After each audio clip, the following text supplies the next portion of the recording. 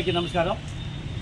ఈ రోజున అన్నకి మన రాష్ట్ర ప్రీతమ ముఖ్యమంత్రి వర్యులు శ్రీ నారా చంద్రబాబు నాయుడు గారు, అదేవిధంగా భవిష్యత్ నాయకులు శ్రీ నారా లోకేష్ గారు, కావలి ప్రీతమ శాసనసభ్యులు శ్రీ దగ్గుమాటి వెంకటకృష్ణారెడ్డి గారి యొక్క మానస పుత్రిక అయినటువంటి ఈ అన్నా క్యాంటీన్ ఏదైతే ఉందో దానికి ఈరోజు చైర్మన్గా ఈరోజు ఇక్కడ మున్సిపల్ కమిషనర్ గారు, మరి ఏఈ గారు, డిఈ గారు అందరే, అదేవిధంగా జనసేన పట్టణ అధ్యక్షుడు మిత్రులతోటి మరి ఇక్కడ పర్యవేక్షించడం జరిగింది.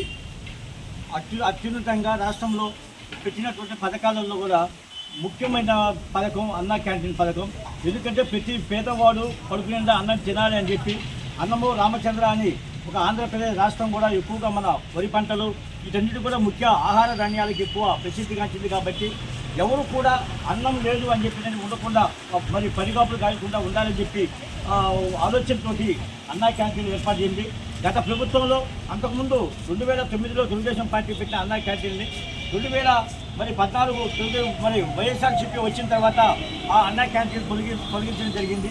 తర్వాత 2024లో ఈరోజు మళ్ళీ రాష్ట్ర ముఖ్యమంత్రి వర్యులు శ్రీ నారా చంద్రబాబు నాయుడు కూటమి ప్రభుత్వం వచ్చిన తర్వాత మొట్టమొదటిగా అన్నా క్యాంటీన్ని మళ్ళా అమలు పరిచి ఆ భోజనం కూడా బ్రహ్మాండంగా ఇసుకను వారికి ఇచ్చి మరి ఈరోజు మేము అందరూ కూడా అడగడం జరిగింది. సాంబార్ కానీ పప్పుకూర కానీ భోజనం కానీ ఎలా ఉన్నాయి అన్నప్పుడు చాలా అందరిగా సంతృప్తిగా వ్యక్తం చేస్తున్నారు. అయ్యా కడుపు నిండా మేము తింటున్నాము. ఈరోజు మేము ఒక ఏది ఎంఆర్ ఆర్టీసీలు కానీ లేకపోతే పలు హాస్పిటల్కి కానీ ఈ విధంగా కొంతమంది పేదవారు వచ్చినప్పుడు మరి భోజనం లేక ఇబ్బంది పడేటటువంటి వాళ్ళు ఈరోజు మాకు హాయిగా 5 రూపాయలకే మాకు మంచి భోజనం ఇస్తున్నారయ్యా.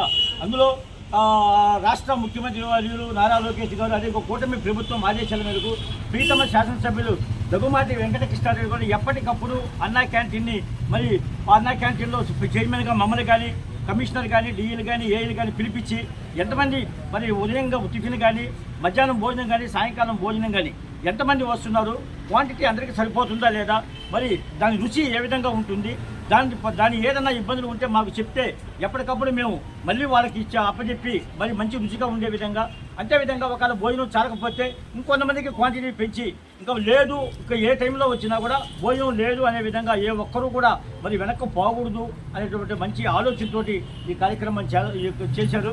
అదేవిధంగా ఇక్కడ చిన్నటువంటి ప్రాబ్లమ్స్ కొన్ని అంటే కింద ఫ్లోరింగ్లో కొన్ని అక్కడక్కడ ఇబ్బంది ఉన్నప్పుడు కమిషనర్ గారు చూడటం జరిగింది.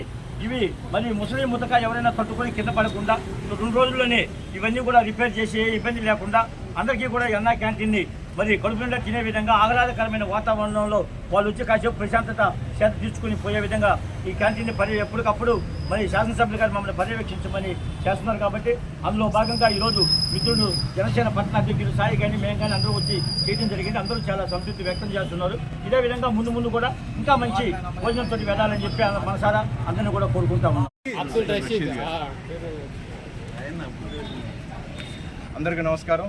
ఈరోజు మన నూతన కమిషనర్ అబ్దుల్ రజీర్ గారు వచ్చి అన్నా క్యాంటీన్ విజిట్ చేయడం జరిగింది. అందులో భాగంగా చిన్న మైనస్ నోటీస్ చేశారు. దాన్ని ఇమీడియట్గా రెక్టిఫై చేయమని కోరడం జరిగింది. అందులో భాగంగా ఈరోజు మన శాంతినగర్ ఏరియా, రమ్మూర్తిపేట ఈ ఏరియా అన్నింటి నుంచి ఇన్ఛార్జ్ అయినటువంటి మన ప్రసాద్ నాథుడు అందరం ఇక్కడ విజిట్ చేయడం జరిగింది.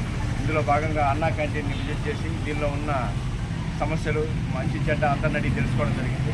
అన్నా క్యాంటీన్ విజయవంతంగా నిర్వహించడంలో పాత్ర పోషిస్తున్నటువంటి చంద్రబాబు నాయుడు గారికి కావలి ప్రజల తరపున అందరం కృతజ్ఞతలు తెలియజేస్తాం.